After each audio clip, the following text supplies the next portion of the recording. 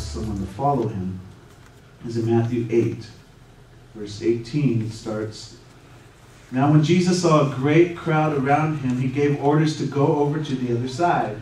And a scribe came up and said to him, 'Teacher, I will follow you wherever you go.'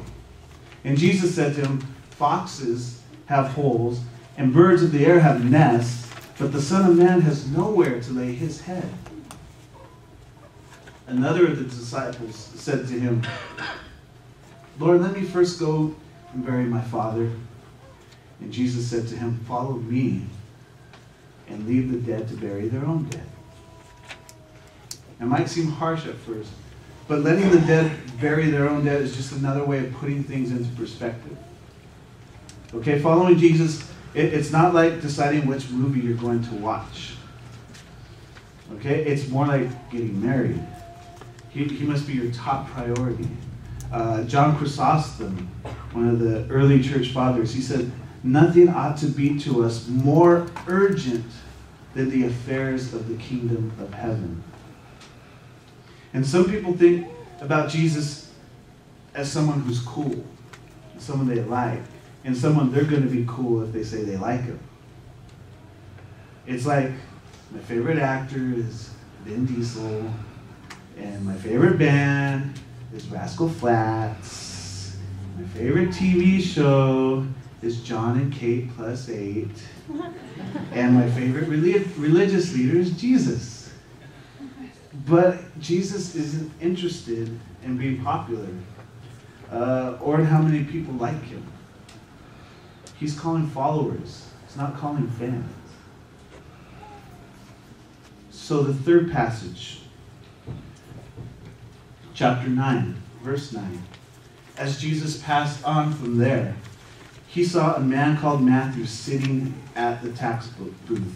And he said to him, 'Follow me.'" That's it. Follow me. And he rose and followed him.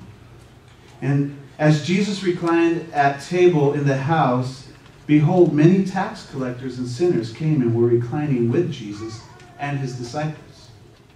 And when the Pharisees saw this, they said to his disciples, "Why does your teacher eat with tax collectors and sinners?"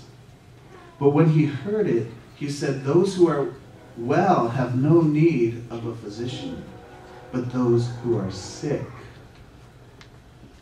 The power of the call here is in who is being called. Okay, Matthew, he was a Jew employed as a tax collector by the Romans. Today, that would be probably the equivalent of a Palestinian working for the Israeli army. You know, it was simply traitorous. And tax collectors back then, like our stereotype of lawyers today maybe, lawyers, they were seen to be dishonest, and therefore they're just sinners. So how could Jesus call, much less eat, with sinners like Matthew? The question posed by the Pharisees is also the answer to the question. We're all sinners.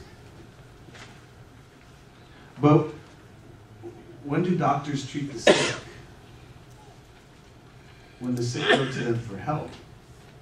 It's not many doctors just come, "Oh, are you sick?" You have to admit you're sick and go to the doctor. And even when it comes to our physical needs, a lot of us are willing to do that. So Jesus, he was calling sinners because they weren't so self-righteous to deny that they were lost. They would go ahead and follow him.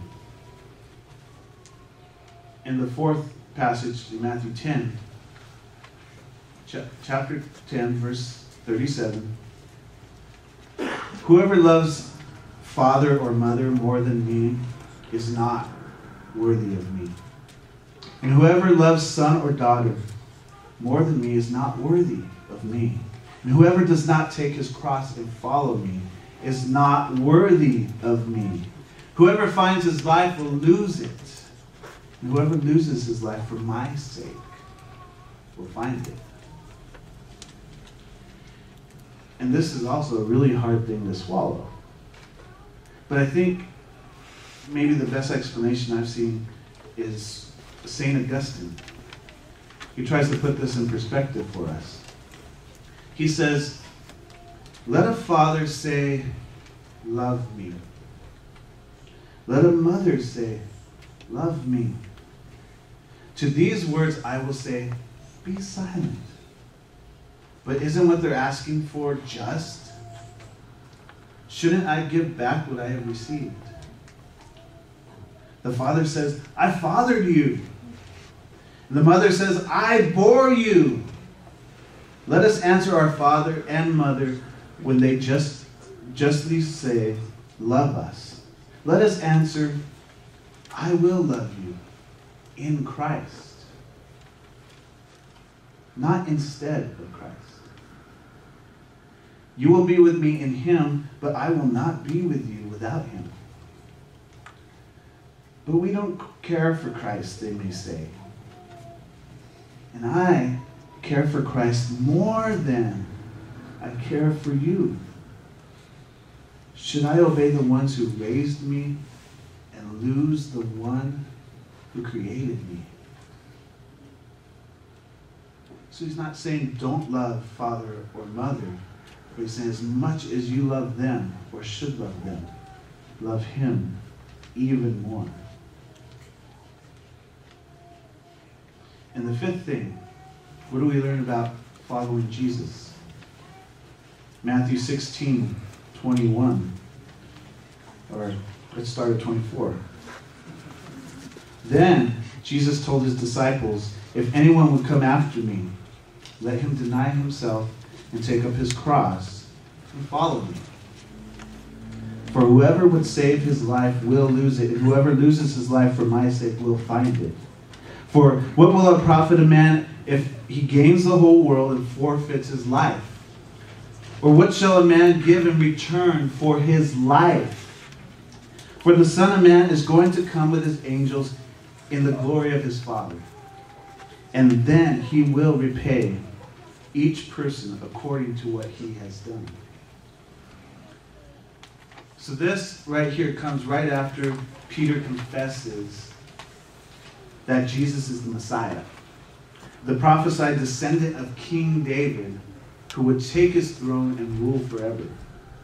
It's a moment of faith for Peter, but also of misunderstanding. Because when Jesus says how it's going to happen, through suffering and death and resurrection, Peter won't accept it. But Jesus, he makes it clear that anyone who chooses to follow him must be willing to suffer and die, just as he was willing.